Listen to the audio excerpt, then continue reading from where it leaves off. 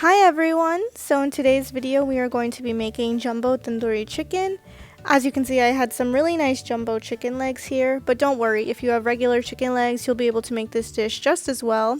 And it comes out really delicious, and you'll be surprised at how simple it is to make. And I'll be showing you how to make this with or without an oven, so let's begin. Alright, so for this recipe we will be using 4 jumbo chicken legs. Mine are very large, so if yours are regular size or smaller, you should be able to make up to 6 chicken legs with this recipe. And we're going to start by making these really deep cuts and gashes in the chicken so that the marination can really get in there and we won't have bland chicken. So first, for our pre-marination, we're going to add 1.5 teaspoons of turmeric powder, and then we're also going to add in 1 tablespoon of salt, or to your personal taste. And we're also going to add 2 tablespoons of red chili powder and about 4 tablespoons of fresh lemon or lime juice. And then we're going to use our hands to blend all of these spices evenly and really coat all of the chicken, making sure that we get in those deep cuts that we made, because we don't want to have any bland chicken. So make sure you get the masala into all of those cuts and that you're coating all of the chicken really thoroughly. Once we've done that, we're just going to leave this aside for at least 15 to 20 minutes while we prepare the main or the second marination.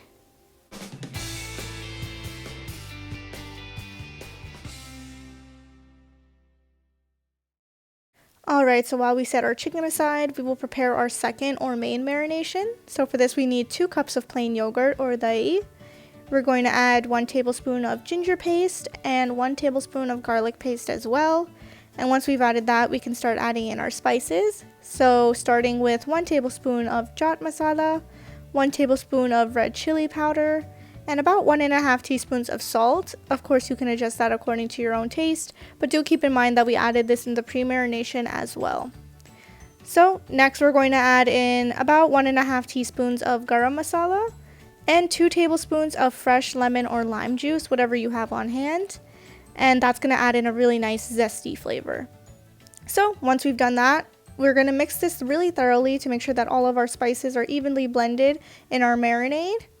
And once we've primarily mixed this, we can go ahead and add in just half a teaspoon of turmeric powder or haldi and give this another mix.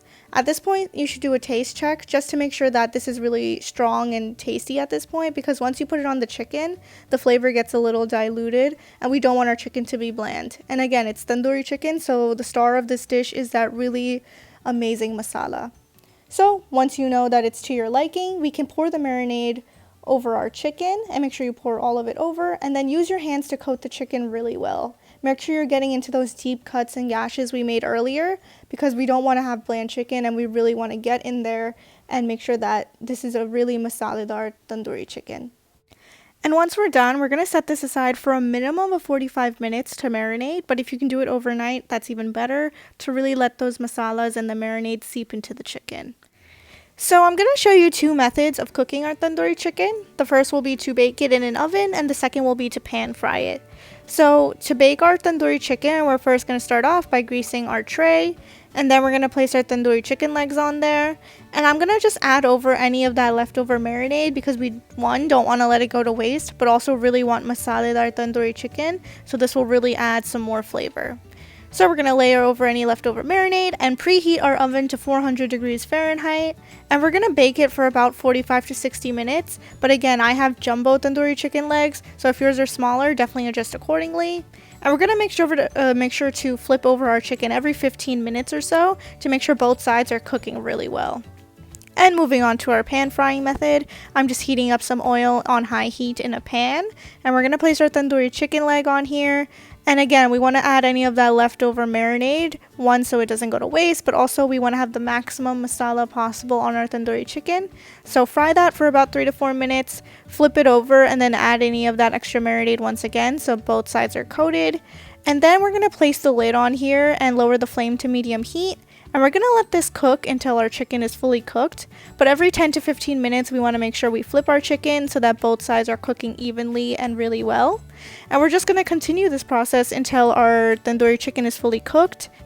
And I do want to mention that any of that masala you see going to the sides of the pan, you can just take that and add it back onto the chicken, because we definitely don't want to waste any of that precious masala. So definitely add it back onto the chicken and continue cooking it until it's fully done. And I'm also going to continue to check on my baked tandoori chicken because I did both ways. And at the end of this video, I'll let you know which method I personally prefer.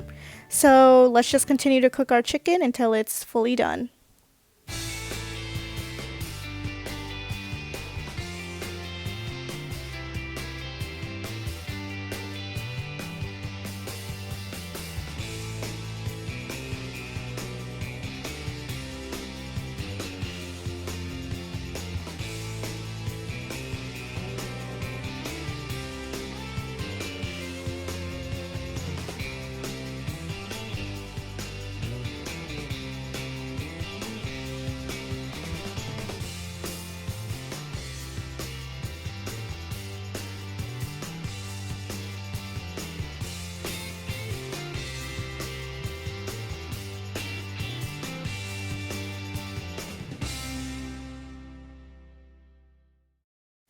Alright, so our tandoori chicken is just about done.